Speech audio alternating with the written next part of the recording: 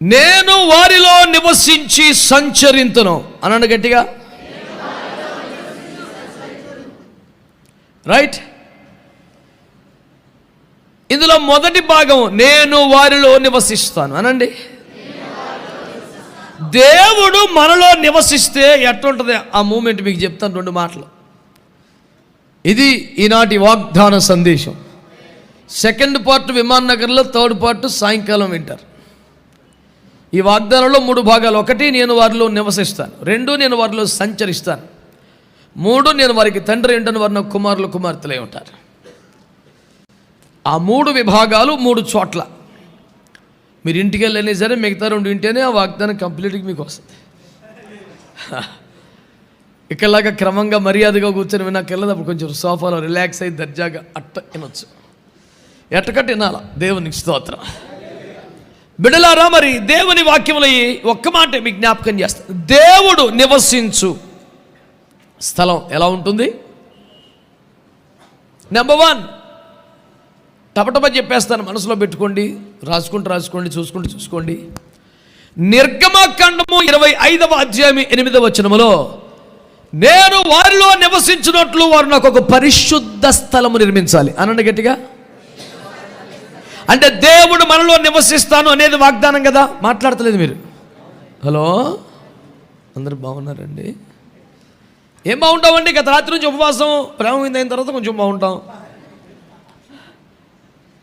ఉదయకాలం ఎవరైతే పరిచర్యలో పాలు పొందలేదో భోజనమైన పిమ్మట పాత్రోక్షాళన అంతా మీదే. దేవునికి స్తోత్రం.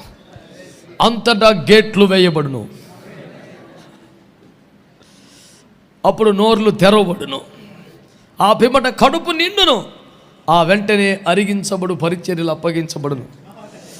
వాగ్దానాలు ఏంటి ఎలాగొచ్చేస్తాయి? దేవునికి స్తోత్రం. ప్రభునందు ప్రియులారా, మీరు జాగ్రత్తగా ఆలకించాలని కోరుతున్నాను. దేవుని వాక్యాన్ని మీరు పరిశీలన చేస్తే నేను వారిలో నివసించినట్లు వారు నాకు ఏమి నిర్మించాలి? మాట్లాడాలి మీరు.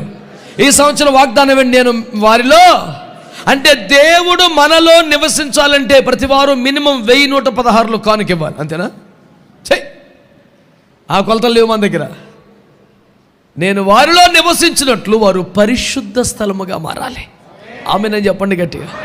నీలో అపవిత్రత అనేది కానీ, నీలో ఐగుప్తు సంబంధమైనది కానీ, నీలో లౌకికమైనది కానీ, నీలో దేహము వలన కలుగుచున్న అపవిత్రత, వ్యవహారమైన కార్యములు కానీ ఏది ఉండకూడదు.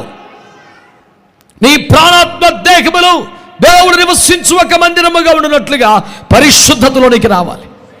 ఈ సంవత్సరం వాగ్దానం మనకు నెరవేరాలంటే ఫస్ట్ కాన్సంట్రేషన్ పరిశుద్ధత. ఆమేన్.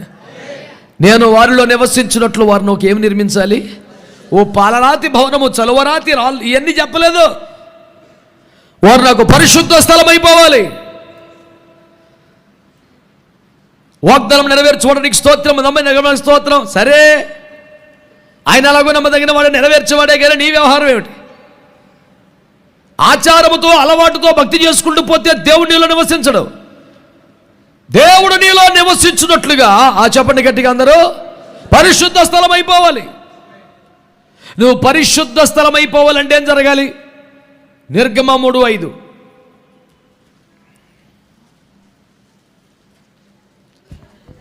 అందుకు ఆయన దగ్గరకు రావదు, నీ పాదముల నుండి నీ చెప్పులు విడువుము. ఎందుకని? నీవు నిలిచి ఉన్న స్థలము పరిశుద్ధ ప్రదేశం. ఎప్పటి నుంచి? అది మోషే ఆశ్చర్యపోతాడు. ఈ రోజు మేము తిరిగే స్థలం కదండి బాబు, నువ్వెవరో కొత్తగా వచ్చి చెప్పులు తీసేయమంటావేంటి? నేను నా గొర్రెలు తిరుగుతా ఉన్నాం ఇక్కడ. వాక్యం చెబుతుంది, అక్కడికి దేవుని అగ్ని దిగి వచ్చింది కనుక ఆ స్థలము పరిశుద్ధమైపోయింది. దేవునికి స్తోత్రం కలుగునగా. నేను మీలో నివసించాలంటే మీరేమైపోవాలి? పరిశుద్ధ స్థలం అవ్వాలంటే ఏం దిగి రావాలి? పరిశుద్ధ అగ్ని దిగి రావాలంటే ఏం చేయాలి? యెషయా 6:5-6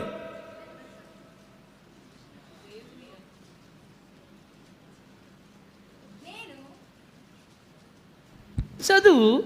అది ఏటో చదువు బాయ్. ఎందుకని? అది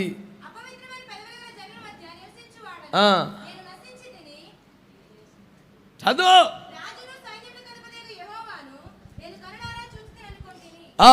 అప్పుడు ఆ సెరాపులోనొకడు తాను బలిపీఠం మీద నుండి కాలితో తీసిన నిప్పును చేత పట్టుకొని నా యొద్దకు ఎగిరి వచ్చి, మీరు పట్టుకోవలసిన పాయింట్ అప్పుడు అనండి. ఎప్పుడు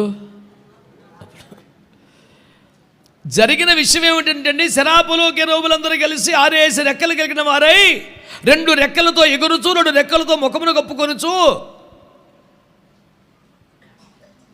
2 రెక్కలు అల్లాడిస్తూ వాళ్ళు ఏం చేస్తున్నారట?